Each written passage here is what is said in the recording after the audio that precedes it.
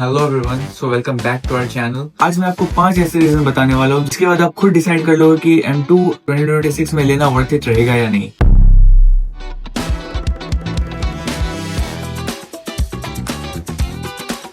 आपको YouTube पे बहुत सारे ऐसे कंटेंट मिल जाएंगे जहाँ पे आपको उसके टेक्निकल रिव्यूज देने वाले होंगे, बट मैं फिलहाल आपके साथ शेयर कर रहा हूँ मेरा पर्सनल एक्सपीरियंस कैसा रहा था after using 1 year of MacBook M2।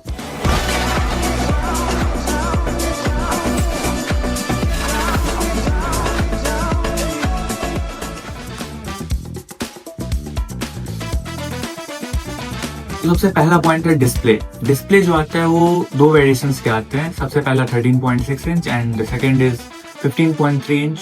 तो बेसिकली मैंने चूज किया 13.6 इंच। ये काफी हैंडी था एज वेल एज ये मेरे बजट में भी आ रहा था।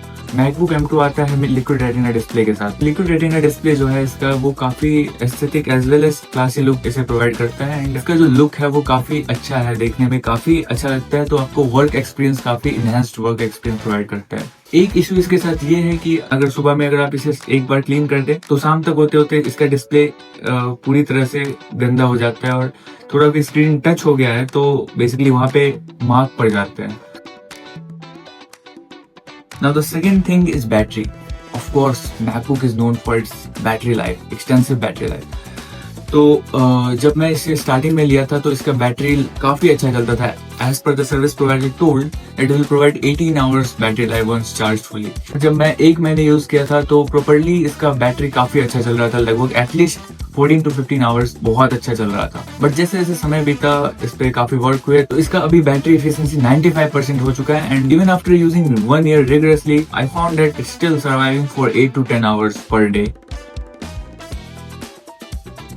Now talking about its performance, इसका परफॉर्मेंस काफी बेटर है। लाइक अर्लियर जब मैं अपना HP लैपटॉप यूज करता था तो काफी लैग इश्यूज आते थे, भले उसमें स्टोरेज कितना भी खाली क्यों ना हो उसमें लैग आना ही होता था। It totally worth using this laptop. इस पे आप अपना कोई भी editing software like DaVinci Resolve, Adobe Premiere Pro, Adobe After Effects सब बहुत स्मूथ वर्क करते हैं। इवन आप सबको पैडल भी चला रहे हो तो भी ये बहुत स्मूथ वर्क करता है। एंड इवन 1 year हो चुके हैं मुझे इसे यूज करते करते, but still The result is same, no lag and performance में तो 10 out of 10। But at the same time अगर गेमिंग की बात करें तो मेरा कोई गेमिंग बैकग्राउंड नहीं है, तो मैं तो ये सजेस्ट करूंगा कि MacBook M2 से बेटर ऑप्शन है आपके पास। बिकॉज गेमिंग के लिए सबसे जो बेसिक रिक्वायरमेंट है ना वो है फैन। तो MacBook M2 में कोई कूलिंग फैन नहीं है। अगर आपको गेमिंग के लिए जाना है तो डेफिनेटली आपको MacBook Pro की ओर शिफ्ट करना पड़ेगा, या फिर आप विंडोज में यूज कर सकते हैं। लाइक गेमिंग के लिए सबसे अच्छा HP Victus, HP Eloque, ये सारे गेमिंग लैपटॉप्स हैं। They are specifically designed for gaming.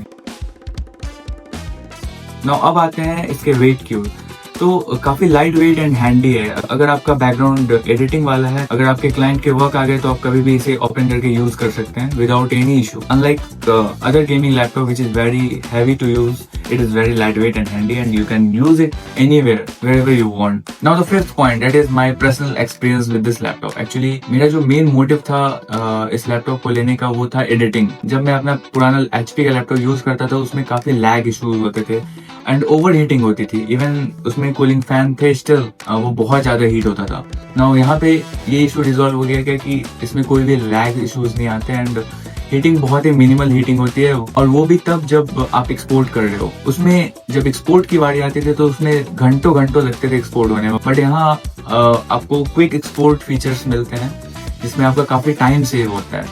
And दूसरी बात क्या कि जब मैं उस लैपटॉप को यूज करता था तो ऐसा होता था कि चार्जर जो था वो उसका मेन कंपोनेंट ही ऐसा लगता था कि उसका पार्ट ही है। बट जब से मैं इसे यूज कर रहा हूँ ऐसा है कि एक बार इसे अगर चार्ज कर दिए 2 hours, उसके बाद आप दिन भर कभी भी कहीं भी यूज कर सकते हो without any issues related to charging and all.